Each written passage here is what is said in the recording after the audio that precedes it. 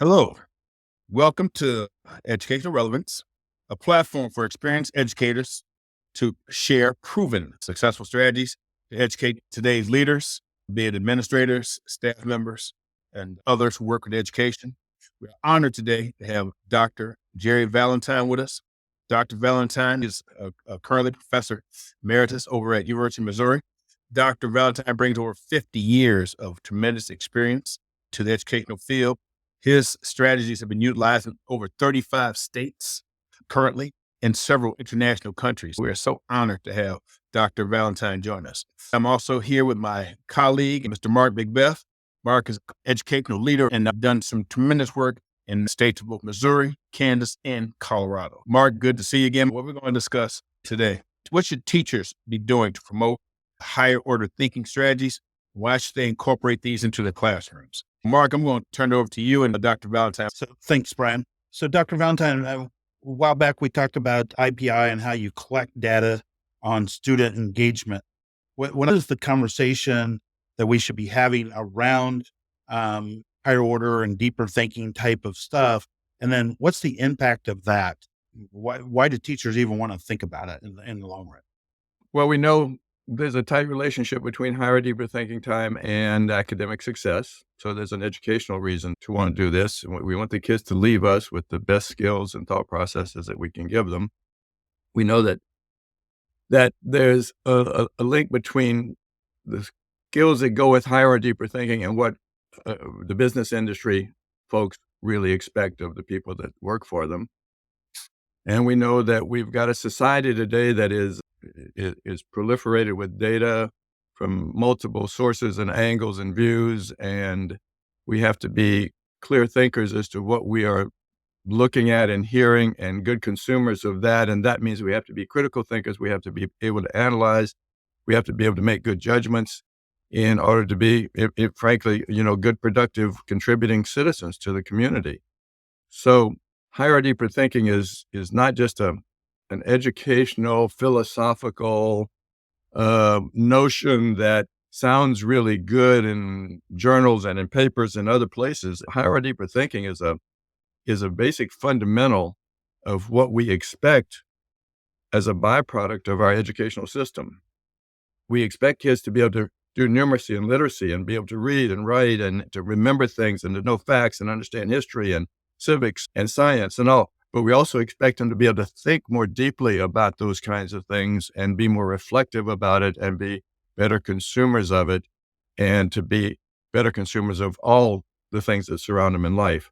So higher, deeper thinking is a fundamental skill that we'd love to generate more of amongst our students because it means they're going to be more successful. Aren't we already doing that in the classroom? To some degree we are, but if you look at the fact that in any given classroom, typical classroom across the country, out of a child's classroom day, they spend about 20% engaged in higher, deeper thinking, about 70 to 80% engaged in lower order surface thinking, and about 5% of the time disengaged from any thought process associated with the curriculum. So if we could grow that, and that's what cognitive psychologists have told us for a long time, if we could grow that, then we would be doing a better service to our students. How much should we grow it becomes a basic question. If you look at a bar graph and you see that if this is a bar graph for higher, deeper thinking, and this is a bar graph for lower order surface thinking, skill building, fact finding, recall kinds of things. Now, what we should have happen, according to most of the people who research and study this, is we should be working toward a balance between the two amount of time, 60%, 40%, 40%, 60%, 50%, but it shouldn't be set up with a bar graph this different up here at 70 and down here at 25 or something like that, or 20. It should be more a 1-to-1 ratio, not a 3-to-1, 4-to-1 ratio. That means we've got a long way to go. It means we've got to engage faculty in understanding the importance of that for the good of our kids and the kids that we send from us after 13 years trying to educate them. So that's the fundamental issue. It produces people who are capable of thinking more. The more opportunity students have to learn to think more deeply, more critically, more reflectively, more analytically, more creatively in the context of a curriculum area, in multiple curriculum areas, the more we engage them in that, the more they see the bigger picture, the more they understand, the more they can become curious, the more they become inquisitive, the more they develop skills of inquiry to think on their own and be better citizens. If I can answer this question, Mark already talked about the 3 R's: rigor, relevance, relationship. How does building relationships with staff and with teachers assist this higher order thinking to be done? Well, we know that relationships are a key factor of everybody's research. And I mentioned Hattie just a minute ago, but if you look at the factors and his comprehensive studies and how he studied everybody else's research as well, teacher-student relationships are a critical part of the learning process. Kids have to have that respect for the teacher. They have to have that appreciation for the teacher. The teacher has to have that collaborative respect, that same kind of respect for the students and the way they work with them. So yeah, relationships are important. What we've also seen though, as we help teachers develop more engaging, more thoughtful learning experiences in the classroom, we see the kids engaging more and we see the kids building more and more respect for the teacher. The quality of the teaching learning experience that a teacher puts together in the classroom affects the kids in terms of their attitude. It affects them in terms of their motivation. It affects them in terms of their commitment. It affects them in terms of the amount of time they're willing to invest in the learning process. The children, students build off of that teacher's energy, that teacher's enthusiasm, that teacher's honesty, that teacher's personality, and that teacher's knowledge of subject matter. And as important as anything in all of that, in helping build a relationship, I think, is that teacher's ability to create really high quality learning experiences for the kids that ask them to understand fundamentals and go beyond that to have a deep appreciation of the content area and the subject that they're talking about, whether that's first grade or whether that's 12th grade. What's the difference between really that defining factor of giving them information and having them process and think information? We basically, in the IPI instructional practice inventory process of codifying how kids are cognitively engaged, we basically have sorted into 6 categories. 2 of the categories are about higher, deeper thinking. And to achieve higher, deeper thinking, you have to find ways to mentally engage the kids in analysis and in problem solving and in reflection and in creativity, et cetera. Well, you take that and you look at 2 categories in the IPI process are also about lower order surface thinking. Primarily, is it the learning process teacher-led, teacher-directed? Is the teacher doing the thinking? The kids are sitting back passively processing, just as somebody watching this podcast is doing right now. They're sitting back passively processing while we provide insights. And another category, actually 2 more in the IPI process, are about when the kids are busy doing seat work, practice work, et cetera. And is the teacher attentive to and is focused on the kids, or is the teacher not attentive to and focused on the kids? So 3 categories there that are about lower order surface thinking. Rigor is understanding and having a good foundation of facts and figures and basic knowledge. But rigor doesn't stop there, although albeit too much testing tends to stop there. Rigor is all about how we take that foundational knowledge and go deeper and deeper and deeper with it in order to understand it so well that we learn to appreciate science. We learn to appreciate literature. We learn to understand it and are curious about it and want to absorb more. We learn to become a learner who is a self-learner. We create student-centered classrooms where instead of the teacher talking at and spending all that time informing kids, engages kids in that.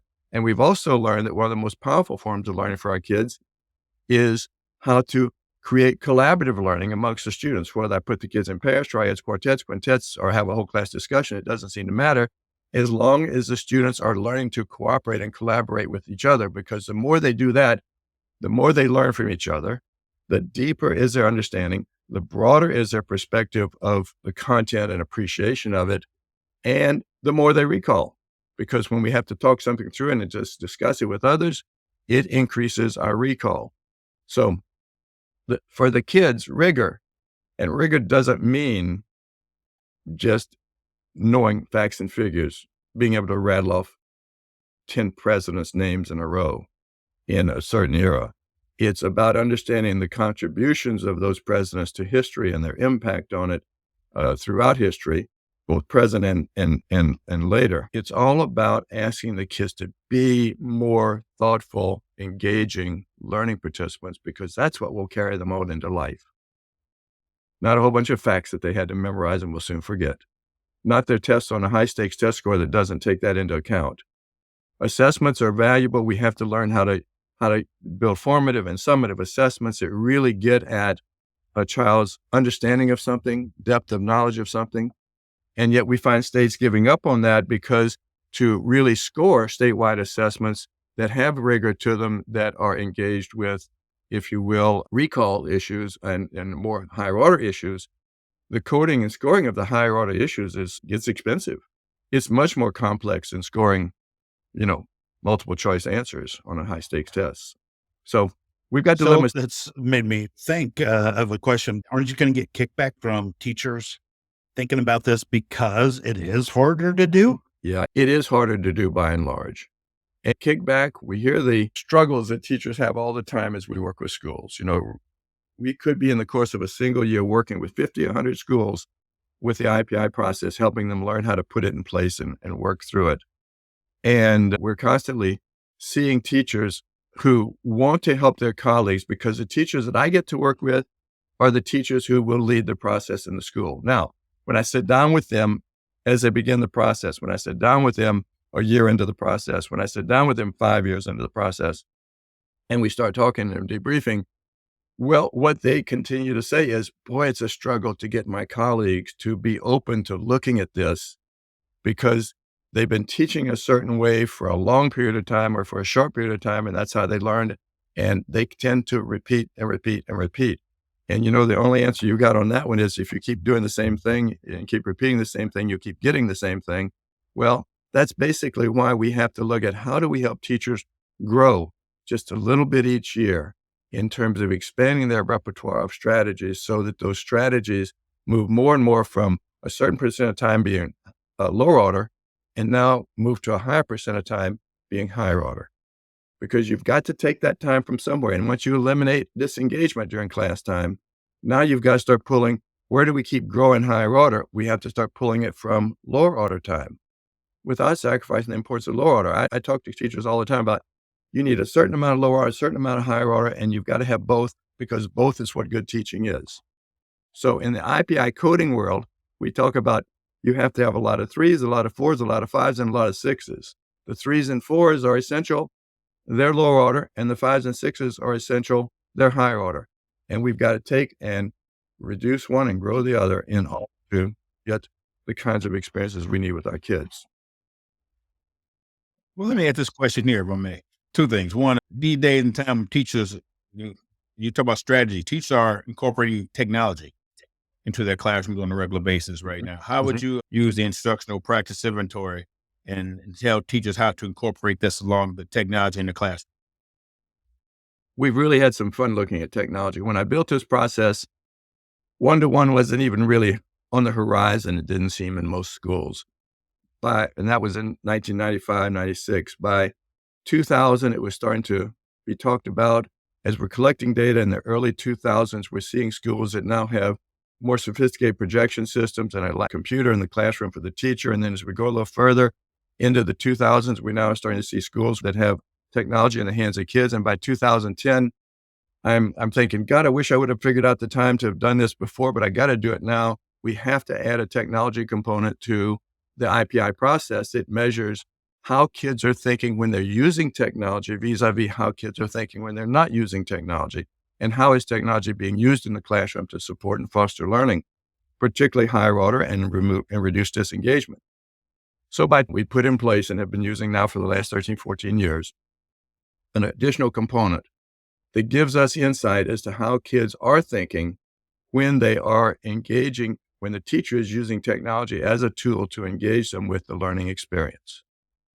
And we found that as teachers get a year or two under their belt of how to properly use the technology, and if they're part of the IPI process, which means they're looking at data on a regular basis of how their kids are thinking, they're trying to find strategies for improving that thinking, that we now have a tool, a piece of technology that can be a great boon to that. Because there's so much that a piece of technology in the classroom can bring to enhancing the opportunities to create higher, deeper thinking. And that's what we've seen in the numbers. A typical school might start out with 20% higher or deeper thinking. And that's extremely common across the country. A school that's not focused on cognitive engagement, a school that is not looking at how our kids are thinking and trying to do something special with it. Now, once schools start to focus on that, we typically see that 20% creep up to 25%, sometimes right at around or under 30. And I've had the fortune of having data from before schools started using technology in a very regular, persistent, pervasive kind of way to today where they are. And we've seen as technology starts to come into the picture at middle schools and high schools, we see that as an added tool that makes increasing higher, deeper thinking more practical, more feasible at the middle school and high school level. But at the elementary schools, as we've seen more technology come into the classroom, our data tell us that we're seeing less higher, deeper thinking because so much of the software and so much of the technology that's used in our elementary schools is geared towards skill building and recall, numeracy and literacy. Tremendous amounts of great software that help kids learn to read better and help them learn to do their math better. Practice, practice, practice, practice, practice. But that's usurping time that the teacher might have otherwise and did previously spend asking the kids to be hands-on, asking them to think, asking them to engage with role-playing, asking them to do things that in that elementary classroom would have been more exciting to them. And here's the payoff of that still is we think we'll do better on a high-stakes test because we've got all of this. And we want our kids to have that numeracy and literacy. But we're missing out on asking the kids to think because that's where the biggest payoff comes in terms of all types of testing. The literature has said for years, we engage kids more in higher, deeper thinking. The payoff on testing is there, whether the test is a higher order type of test or a recall type of test, because the kids understand what you're asking them to learn better by doing it with more thoughtful learning experiences. I don't know if that's kind of answering your question, but clearly to take that a little further and be very concrete about it, from about 20% starting point to about 25 to 30% 2 years in, to about 30 to 35% 3 to 4 or 5 years in, once technology is folded into that. Now, that moves us toward where so many psychologists tell us they like the balance between higher thinking and lower thinking. And so it's like growing it toward a 1-to-1 ratio, or just a 60-40, 40-60 kind of ratio, but increasing that flow of higher or deeper thinking opportunities into the classroom for the kids. Technology is a great boon for that.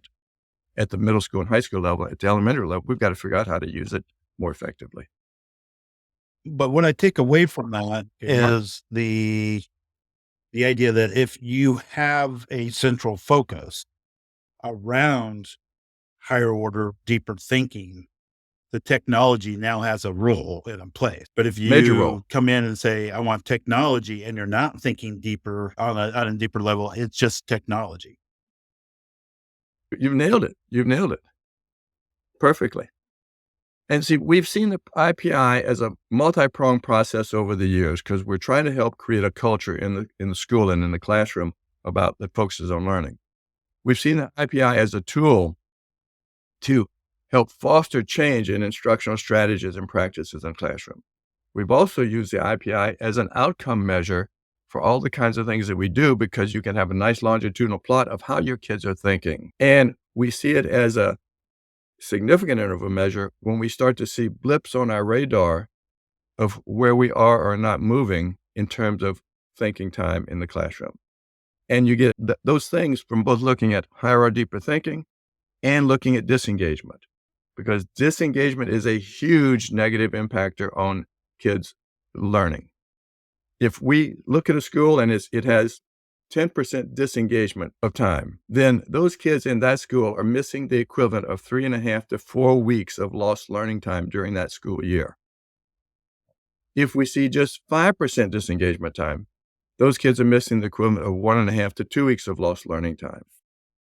And if we should happen to see, and we do happen to see in just about every state we've worked with, a school or two or a few who actually have 20% student disengagement time. And when you have 20%, that means that those kids are missing the equivalent of 7.5 to 8 weeks of lost learning time during the school year.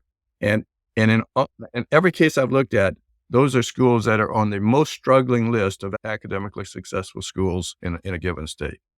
They are the schools that seem to be at the bottom of the ranking of schools academically. You can't expect kids to do well in their learning experience if they are not, during class time, engaged in learning. And if that disengagement is 20%, there's no way they can hope to do it. They're missing too much learning time. Well, I'll tell you at this point in time, Mark, anything you want to finish off with? Any final statement? I think that final 5 minutes was really powerful with the data behind it. It doesn't matter what level a school is at. This kind of conversation is essential no matter what with the educators, whether they're at a low performing and struggling and have 20% of disengagement, or they're at 5% disengagement and still have stuff going on. With that data, schools that might be 40, 50, 60% in the middle has room for growth. And the connection to the assessments make this essential, because then we actually have student learning. That's what the assessment is supposed to measure for us, is whether the kid's learning or not learning. It's worthy of having a opportunity to talk to Dr. Valentine again on how to make shifts inside of schools using this data. But the big thing is how to create practices within schools, leadership practices, daily routines, all those things. That's where you're so powerful at, Brian, is getting those things put into system in schools that maybe don't have that. I really appreciate Dr. Valentine's time. It's obvious that he has done a lot of research over the years to validate the value of this, and then to take other people's research to support what he's doing. First of all, Mark, thank you. Dr. Valentine, man, I could see him soaking up the knowledge I'm hearing. We didn't even get into discussion, Mark, about sustainability and how we're going to talk about how we sustain this in different school districts. I want to make sure you talk about the longitudinal data. We can discuss that today. So yes, I think there may be an opportunity to come back and speak. Dr. Valentine, I hope you don't mind doing that sometime in the near future. Glad to. All right, guys, thank you for everything. We're going to close off this session of Educational Relevance. Thank you very much. Bye-bye now.